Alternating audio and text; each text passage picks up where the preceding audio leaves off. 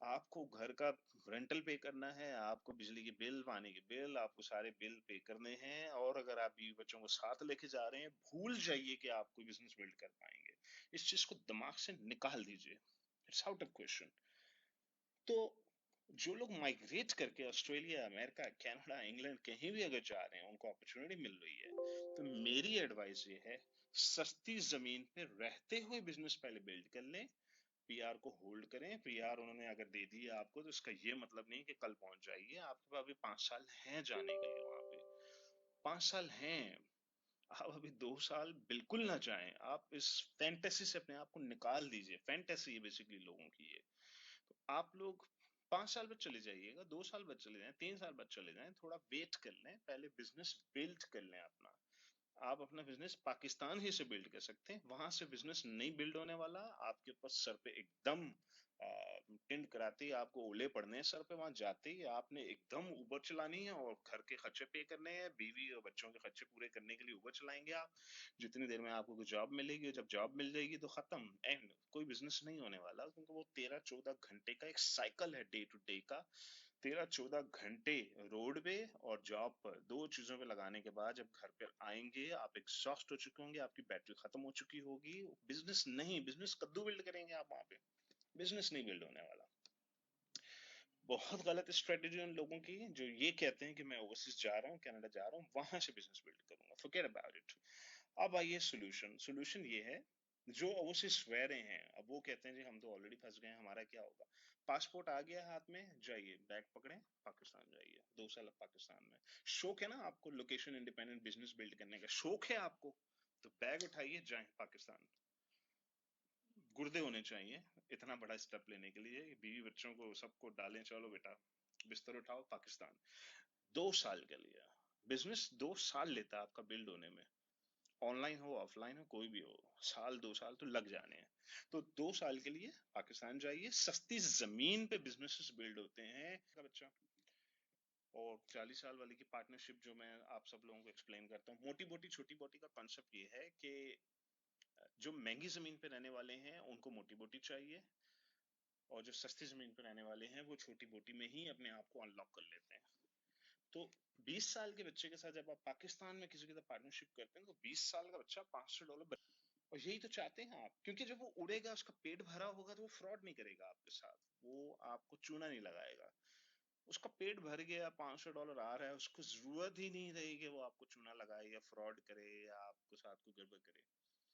तो आपने ये देखना है कि जिसके साथ मैं पार्टनरशिप करने जा रहा हूँ, अगर तो पाकिस्तान में एक 35 साल के शख्स के साथ आप पार्टनरशिप कर लें, वो $500 में कहाँ अनलॉक होगा बेचारा, लेकिन जाके तो अनलॉक होगा वो। तो मत करें पार्टनरशिप आप।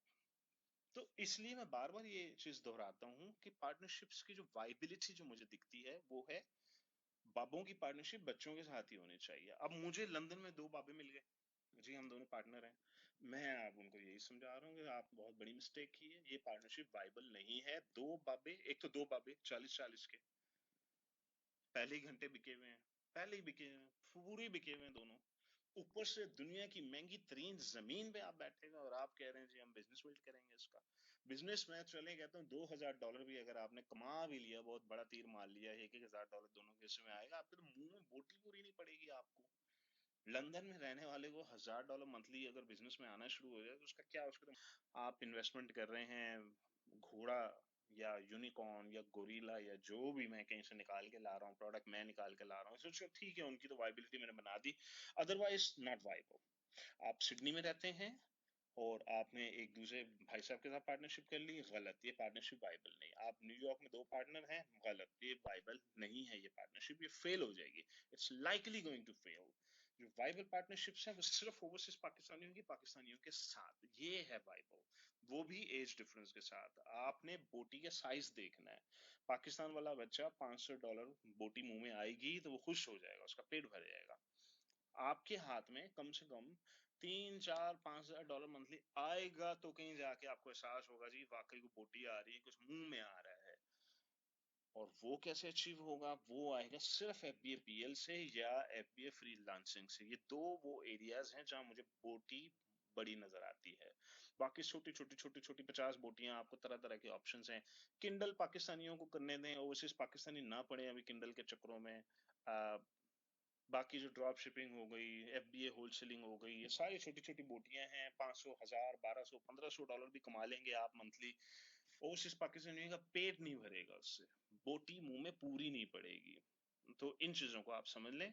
सेकंड एक चीज और समझ लें आप लोग ओवरसीज पाकिस्तानियों के पर्सपेक्टिव से कि जो लोग बिजनेस बिल्ड करना चाहते हैं और जो चाहते हैं कि जी हम पार्ट टाइम बिल्ड कर लें इस बिजनेस को, और आप ओवरसीज में हैं अगर, तो ये नहीं होने वाला।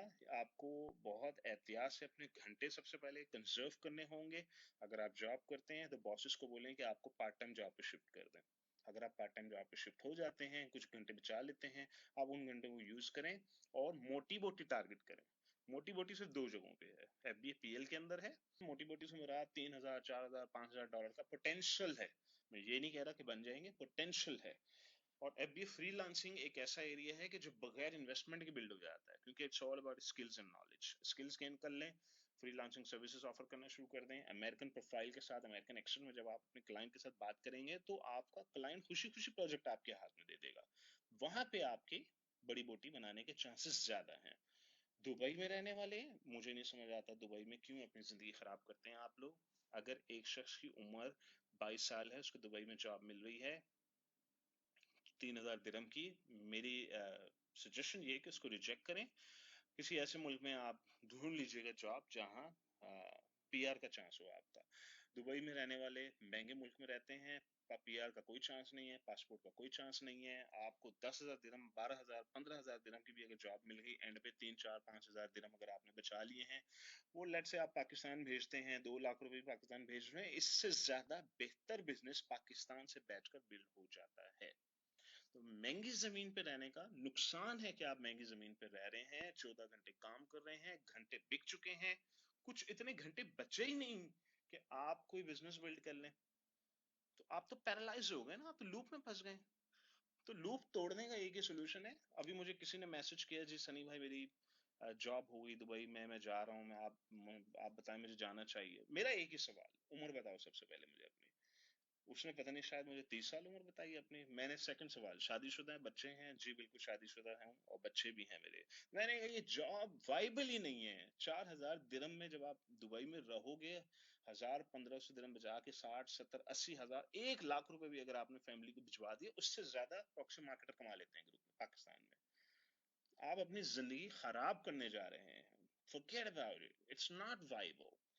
अगर हम मुझे कहते हैं कि जी दुबई में मैं 22 साल का लड़का हूं, मैं कहता चलो चले जाओ, जाओ मजे करो, मौजे मनाओ, ओवरसीज का थोड़ा एक्सपीरियंस करो, 2, 3 साल, 3, 4 साल के बाद वापस आ जाना पाकिस्तान।